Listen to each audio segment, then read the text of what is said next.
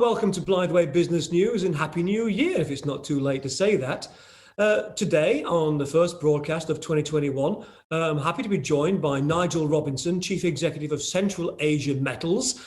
Central Asia Metals, as many of you will know, listed on the AIM market in London with the ticker of CAML, otherwise known as CAML, and a market capitalisation of £450 million. CAML, as you may remember, is well known for its wonderful record of paying dividends and returning lots of money back to its shareholders.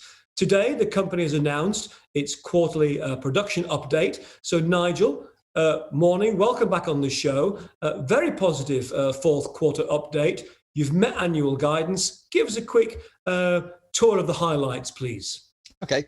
Morning, Tim, and thanks for that. And Happy New Year to all the viewers out there. We announced this morning operations update for 2020 that, as everybody knows, was a difficult year for everybody, ourselves included, in particular with COVID-19 and our incident at TSF4 back in September.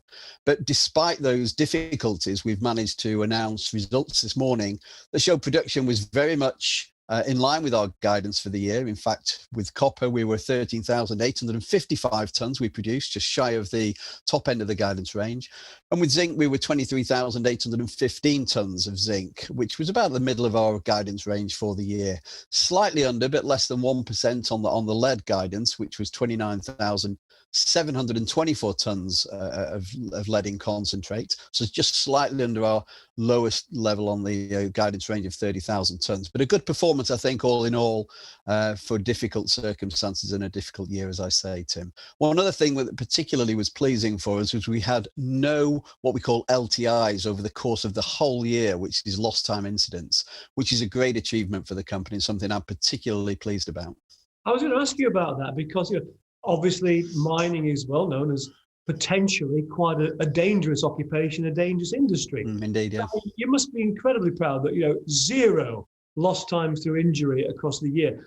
What does that mean for you, for the company, for morale, for the entire business of CAML? Well, obviously, it's a great number to report to all the stakeholders effectively, and it's great for the employees, and it shows how seriously we do take the health and safety of the staff on site. As you say, mining is a dangerous industry in many ways, but you put in place the procedures to protect the employees and make sure they all go home safely in the evening.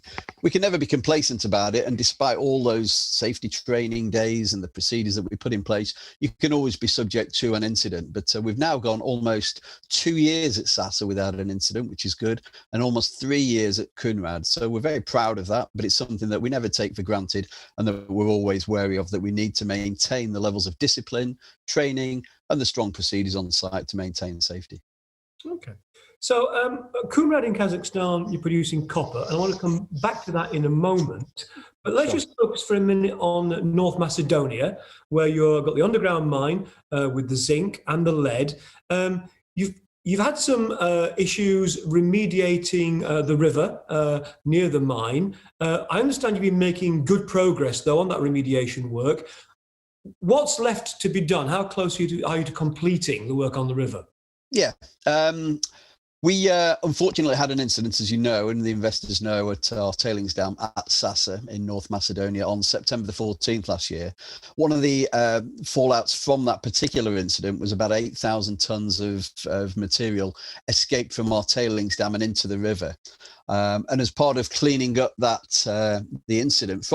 pollution from the incident, we broke it down basically into 2 phases, Tim. The first phase, we said that we would commit to completing by the end of December last year, and we indeed did do that. And that phase was basically to remove as much of the tailings from the river that we physically could do with back actors and lorries and what have you. And we estimate that we've now done 95% of the tailings have been removed from the 13-kilometre stretch of river from where the tailings dam facility is down to the town called Kamenitsa, Makedonska Kamenitsa. So we've done that, and we've completed that on time, and we're very pleased with what we've done. And I think more importantly, the community and the local people are pleased with the efforts we put into that and the cleaning up that we've done. But it doesn't stop there, because with all these things, it's a question of monitoring it for quite some time afterwards. And this year we'll be involved in monitoring. We've put sedimentation traps down the river, about 6 or 7 of them down the course of the river, to catch any more of that material and clean up the river as best we can.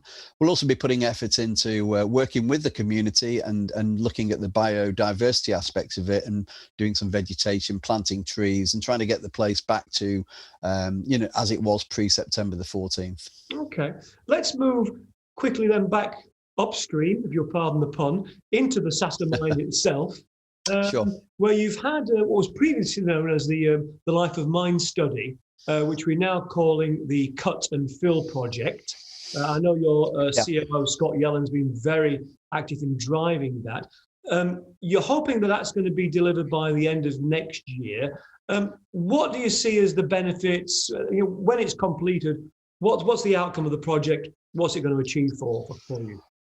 Yeah, when we acquired Sasa, going back to November 2017, so we've owned the mine now for 3 years, as I think you know, Tim. And when Scott joined us, we asked the first thing that we wanted him to do was to look into this kind of life of mine review. And what the outcome from that particular review, which completed last August and got approval from the board to move forward with our plans, was that we'd changed the mining method from what's currently known as sublevel caving to what we believe will be, with the nature of the ore body and everything else, a more efficient mining method to effectively extract more ore and therefore more metal over the life of mine. It will maintain the life of mine out to 2038. It's a safer mining method. And I suppose one other major factor of it is that the management of the tailings, which is the waste effectively from the mining process, is probably more environmentally friendly, because almost half of the tailings will, once we move to cut and fill by the end of 2022, will be replaced back into the voids where you do the initial mining. So quite an efficient process of you mine the ore and then you put a lot of it back into the place where it came from, in the voids, by applying some cementation and some fly ash to actually get it into a paste. So it's got advantages in terms of the way we will manage tailings, more environmentally friendly moving forward. So we'll be a combination of putting it back in the ground, dry stack tailings, and the use of the TSF4 facility for a longer period of time than what we originally envisaged. So there's a number of factors that come into play that make it the better way to mine moving forward. And we've committed to a capital expenditure program, which we've started off on, and will be the source of a lot of effort over the next 2 years to deliver on that by Q4 2022. Operational costs will not increase, significantly. We're estimating something like a 5% increase, marginal increase, should we say, on the operational costs. And we're committing a capital expenditure investment of around about $19 to $20 million over those 2 years to deliver on the cut and fill project. Okay. Let's move now from the underground lead zinc mine in North Macedonia. Let's go and have a quick look at the copper operation in Kazakhstan, where you're extracting copper by the SXEW plant. Yep. The price of copper has had a great run in the last year. Analysts in the city are saying it's going to continue. I'm sure that must please you enormously. Look, what's behind this increase in demand for copper? What's driving the copper price? Yeah, copper is a great metal. We've been producing copper at Kumad now since April 2012, and we would be, wouldn't we, as a copper manufacturer? We've always been bullish about copper. But I think the recent surge in it is born of a number of things, and I'm no expert in this, but I listen to the commentary as everybody else does, and a lot of it is coming primarily from the increase in demand from, I would say, China. China is one of the biggest consumers of copper, as everybody knows. Almost half of the world's consumption of copper comes from China, and China is now coming out of the coronavirus pandemic in a very strong manner and investing heavily in, for the future. And a lot of that future investment around the world as well, indeed, is going to be on renewable energy and electrification of those kind of projects, which require a lot of copper, as people have been saying for a long time now, to be fair. And the other factor, I think, is the supply side of the equation, which across the world, in many areas of the world, much as we're coming hopefully out of the COVID-19 pandemic, there is still an element of disruption and potentially further disruption disruption in the Americas with second waves of COVID-19. So I think a combination of nervousness about supply chain meeting the demand and an increased demand because of renewable energy, and the way the world will try and, governments around the world will invest in the economies. And a lot of that investment will go into building back better, as they say, into a more renewable and a greener world, effectively, where copper is a major, major material in delivering on that. Okay.